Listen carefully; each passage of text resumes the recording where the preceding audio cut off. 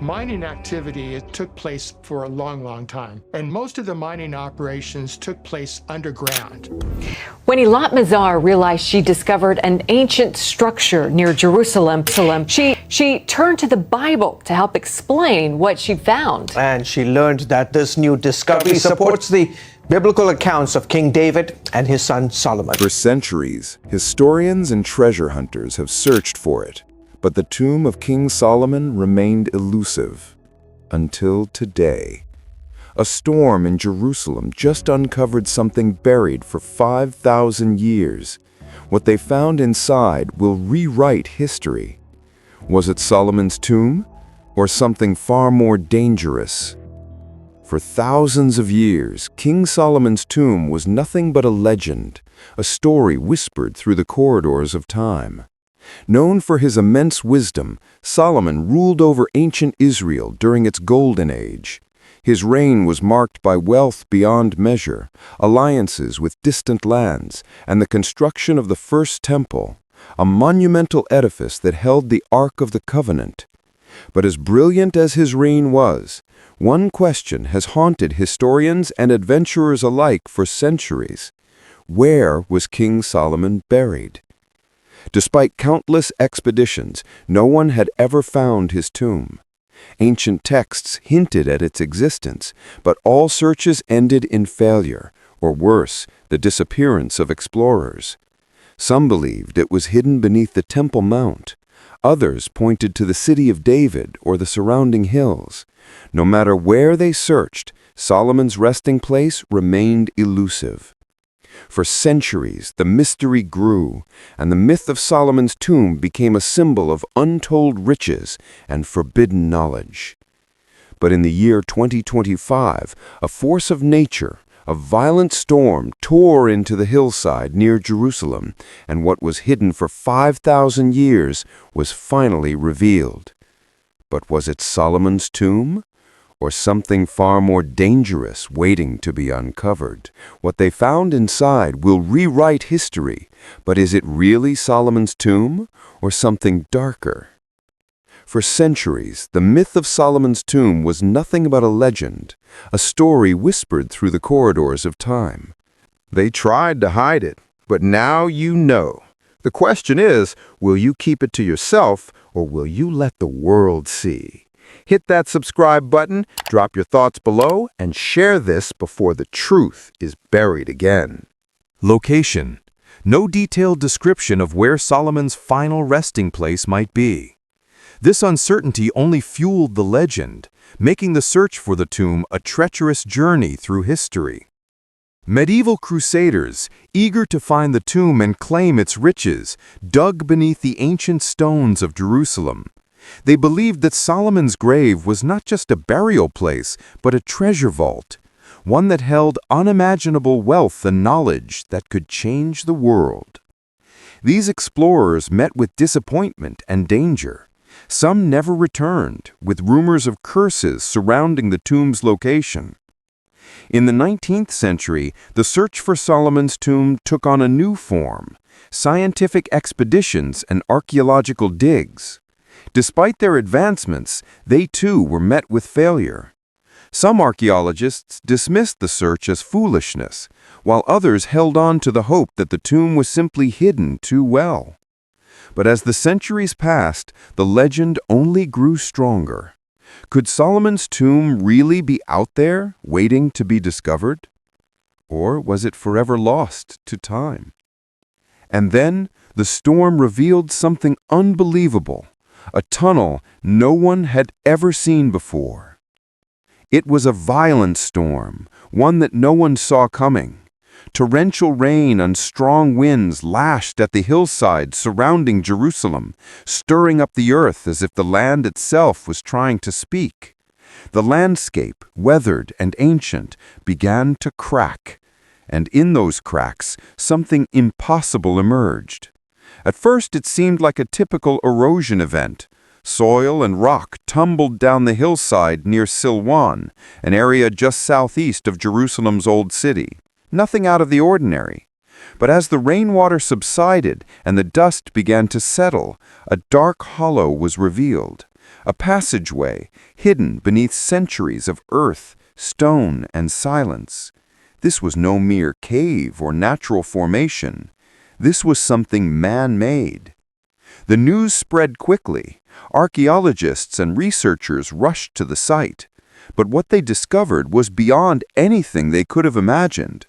Ground-penetrating radar revealed sharp, straight lines, corners, walls, and passageways that could only have been created by human hands. A tunnel, perfectly preserved, waiting for someone to find it. This was no ordinary discovery. The tunnel wasn't just a passage, it was a defensive maze designed to keep intruders at bay. Who could have built this, and why was it hidden so carefully? This tunnel was only the beginning. Deeper inside, archaeologists would uncover something far more significant. But it wasn't just the tomb they'd find. As the archaeological team descended into the tunnel, they felt a sense of unease, a feeling that something ancient and powerful was watching them. The tunnel, once hidden from the world for thousands of years, seemed to have been designed with a purpose far greater than simply serving as a burial chamber. It was a maze, a complex series of false passages and misleading routes, each turn more confusing than the last. At first glance, the tunnel appeared to be a normal excavation, a pathway dug into the hillside, but the deeper they went, the more deliberate and precise the design became. Some passages abruptly ended in blank walls, while others looped back on themselves, leading the explorers in circles. It was as if the tunnel was meant to trap anyone who dared enter, to make sure no one could find the truth within. What struck the team even more was the structural integrity of the tunnel. The walls were smooth, cut with such precision that they could have been crafted with advanced tools that shouldn't have existed in Solomon's time. The atmosphere grew thick with tension as they approached what seemed like a dead end. But then, in the dim light of their flashlights, faint symbols began to appear on the stone. Symbols that were familiar, yet strange, like inscriptions waiting to tell their story. What these symbols revealed would change everything they thought they knew about King Solomon's legacy. As the team carefully brushed away the layers of mud and dust, the markings on the walls began to take shape. At first, they appeared to be nothing more than scratches, faint and random. But as they examined them closer, the pattern seemed far too deliberate, too intentional. One of the archaeologists, Dr. Layla Morgan, stepped forward with a mix of awe and disbelief. "These symbols," she whispered, "they're not just random carvings, these are instructions." The walls were adorned with Hebrew characters, their sharp lines and angles unmistakable. But it wasn't just the language that intrigued them. It was the repetition. 7 lines of text paired with 7 symbols, etched deeply into the stone, as if they were part of a ritual or a code. Dr. Morgan's heart raced as she connected the dots. 7. It couldn't be a coincidence. In the Bible, Solomon's temple took 7 years to complete. Could this be a reference to the king himself? A hidden message? An ancient seal of Solomon, perhaps? The deeper they ventured into the tunnel, the more these markings seemed to guide them. There were false doors, blocked pathways, and dead ends, all created with the same meticulous design.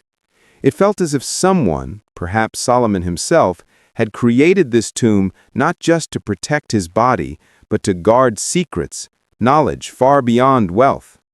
But as they pressed on, the tunnel began to reveal more than just symbols. The true treasure was still hidden, deeper inside. The deeper the team ventured into the tunnel, the more confounded they became. The path before them grew increasingly labyrinthine, each turn leading them to walls that appeared to be designed to mislead and confuse. The tunnel's complexity felt intentional, as if someone had spent years crafting a maze to protect its secrets, and not just an ordinary maze, but one built to outwit intruders. The walls, though smooth and precise, carried an eerie sense of unfinished purpose. Some pathways abruptly ended, only to reveal false doors, mere imitations of entryways, while others looped back onto themselves, creating dead ends. A chill ran through the team. It was as if the tomb's design was meant to protect something far more important than just the body of a king. "What is this place?" one archaeologist muttered. "It feels like it's trying to keep us out."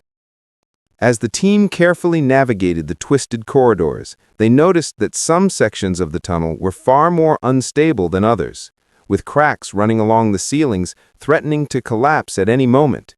It wasn't just the earth that was giving way. It was as though the tunnel had been intentionally made to break under the weight of those who dared to disturb its peace. Each creak of shifting rock felt like a warning. This was no ordinary tomb. This was a fortress built to keep its secrets hidden for eternity. And just when they thought they'd reached the end of the maze, they stumbled upon something even more terrifying. After navigating the winding, unstable passages, the team reached what seemed to be the end of the tunnel. But as they carefully inspected the wall, they discovered something far more incredible than they had imagined. Hidden in the stone was a seam, perfectly aligned, almost invisible. Dr. Morgan's pulse quickened. "This is it," she said, her voice barely a whisper. With bated breath, they pried open the wall, revealing a narrow passage that led to a vast chamber, untouched by time. The moment they stepped inside, the air felt different, still, thick with the weight of centuries. The walls, adorned with intricate carvings, were lined with golden vessels stacked along the edges of the chamber. The sight was staggering. It was as though Solomon's wealth had been preserved in this secret room, hidden away for thousands of years. The gold was just the beginning. Ornate palm tree ornaments and lion-shaped vessels glimmered faintly in the torchlight. But it wasn't the wealth that held their attention. It was the strange artifacts, many of which appeared to have ritualistic significance. A tall menorah, still standing after centuries, seemed to stare back at them, its flame long extinguished, but its presence still commanding. Yet despite all the treasures, there was something more unsettling: the absence of Solomon's body. Where was the king himself? The artifacts were astonishing, but the greatest mystery was still waiting to be uncovered. As the team carefully examined the golden vessels and relics, their attention was drawn to the walls. Faint inscriptions, almost hidden by centuries of dust, began to emerge from the shadows. At first, the symbols appeared chaotic, lines, spirals, and shapes that seemed out of place. But as they brushed away the grime, it became clear. These were not just decorative patterns, they were mathematical. At the center of the northern wall, a star was carved with such precision it seemed to shine despite the absence of light. A six-pointed star, familiar in modern times as the Star of David. But here it felt ancient, raw, crude, and far older than any symbol known today. Dr. Morgan stood frozen. "This is it," she breathed, "the seal of Solomon." For centuries, scholars had speculated that Solomon's seal had the power to command spirits, unlock hidden knowledge, and even control fate. To many, it was a myth. But here, carved into the stone, was the proof that Solomon's seal, a symbol of immense power, was not just legend. Yet the most chilling discovery was what lay just beneath the star. Strange text appeared, etched in ancient Hebrew. These weren't just records of his reign or laws. They were instructions, like a manual for something far more mysterious. But as they deciphered the words, they realized the inscriptions weren't just about Solomon. They were a warning, a message from the past meant to remain buried. As the team stood in awe of the inscriptions and the power they seemed to hold, their eyes were drawn to a small, inconspicuous chest resting near the far wall of the chamber. Unlike the golden vessels and intricate ornaments, this chest was made of wood, aged and worn, with iron bands that had long since rusted. Yet despite its worn appearance, it emanated a sense of foreboding. Dr. Morthen stepped cautiously toward it, her heart racing. "We've uncovered everything, but this feels different." The chest was small, no larger than a suitcase, but it was as if the weight of centuries had been pressed into its frame. Her team exchanged uneasy glances, sensing the importance of what lay within. With a slow, deliberate motion, they carefully pried open the chest. Inside, wrapped in aged silk, lay a golden ring, its surface worn but unmistakable. It was heavy in her hands, and as she turned it over, she saw a symbol etched into its face. The same six-pointed star from the wall, but this time it was more than just a decoration. The ring felt as if it belonged to Solomon himself, a powerful artifact of royalty and authority. What could this ring mean? Was it Solomon's personal seal, or something more dangerous? The ring wasn't the only thing the chest held. Beneath it, something even more shocking awaited their discovery. As the team examined the golden ring, their excitement quickly turned to unease. It was a remarkable discovery, but it was not the final revelation they had hoped for. Beneath the ring, carefully tucked under the silk, lay another object, a thin stone tablet, its surface cracked, but still bearing ancient inscriptions. The symbols were unfamiliar, unlike any they had seen before. Dr. Morgan turned the tablet over, and her hands trembled as the symbols shifted into place under the light. "This is it," she whispered. "This is the key." The tablet contained a message written in ancient Hebrew, and as she deciphered the text, the team grew increasingly silent. The words spoke of wisdom, knowledge, and a warning. "The body shall not rest where the seal lies, for the king's return is not yet come." The chilling realization hit them. Solomon's body was not in the tomb.